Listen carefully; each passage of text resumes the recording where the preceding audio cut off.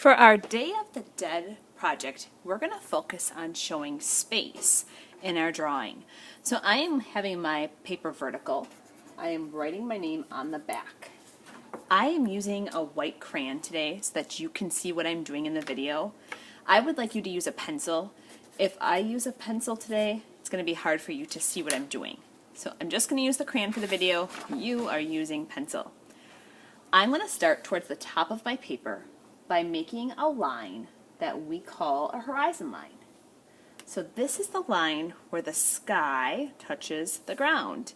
And for today, for our project, the horizon line is going to be pretty high up on our paper. From that horizon line, you're going to make what looks like a triangle, with the tiniest point being at the top, at the horizon line. This triangle could take up the whole paper and stretch corner to corner. It could be a little bit skinnier of a triangle, and your triangle doesn't have to be perfectly straight. It could have a wobble in it. If you don't like it, erase it, but this is going to be the path or the road that shows our space. So with your pencil, I would like you to create some kind of a scene that reminds you of Day of the Dead. So I know in some of the pictures we saw on the smartboard, there definitely were graveyards, but not spooky. They had flowers and celebrations for the people they loved. So sometimes they even had food or festivities, or you might see people playing the guitar. There's my guitar.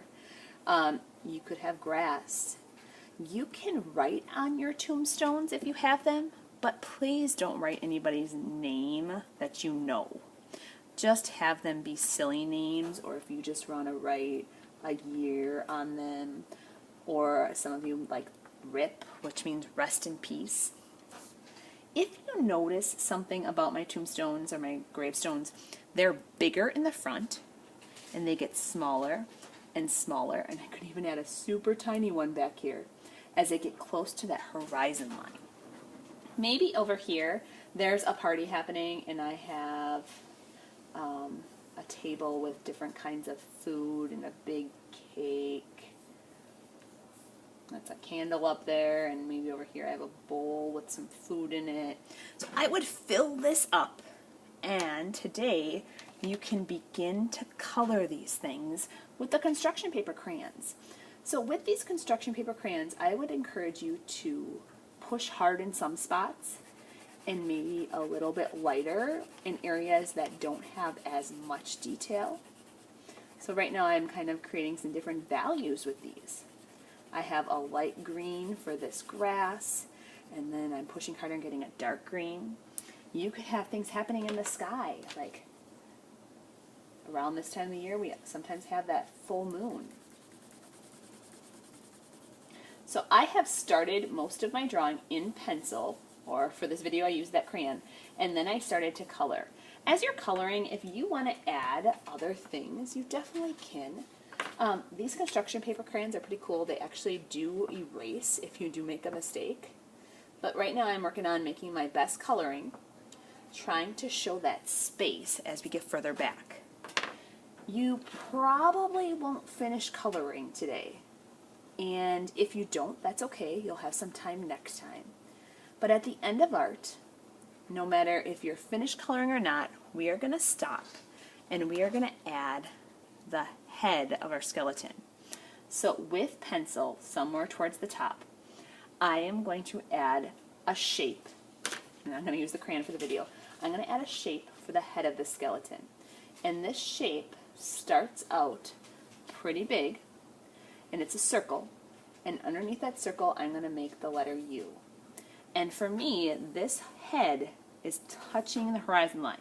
So somewhere it's got to be towards the top. It's got to touch this line up here.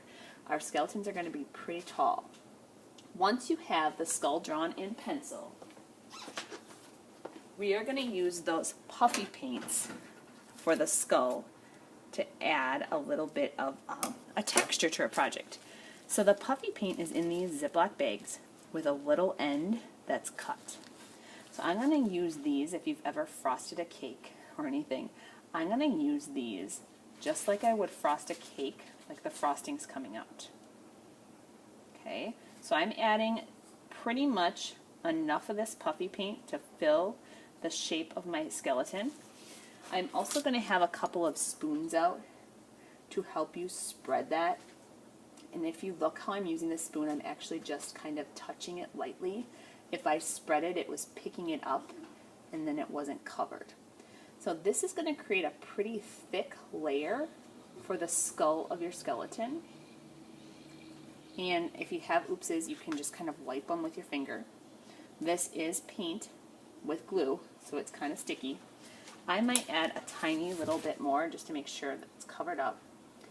And on this first day, when it's wet, we're going to add a few jewels.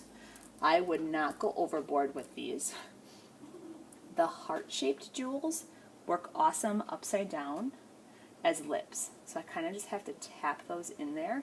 If you push hard, you're not going to see them. They're going to sink. The sequins work great for eyes. So right now I have 3 things. You know what? I'm going to slide this up for the nose. And I'm going to add a couple of more jewels for the mouth. And my fingers are getting a little dirty, but this will just wash right off. I'm trying to match them. I'm trying to go for another little pink one for the lips. If you would want to add something for hair with jewels, you could. I am going to do 2 of these together for a bow. I wouldn't go crazy though. I use 3, 4, 5, 6, 7, 8 jewels. I would say no more than 10. And this is going to go into the drying rack, and we will finish it next time.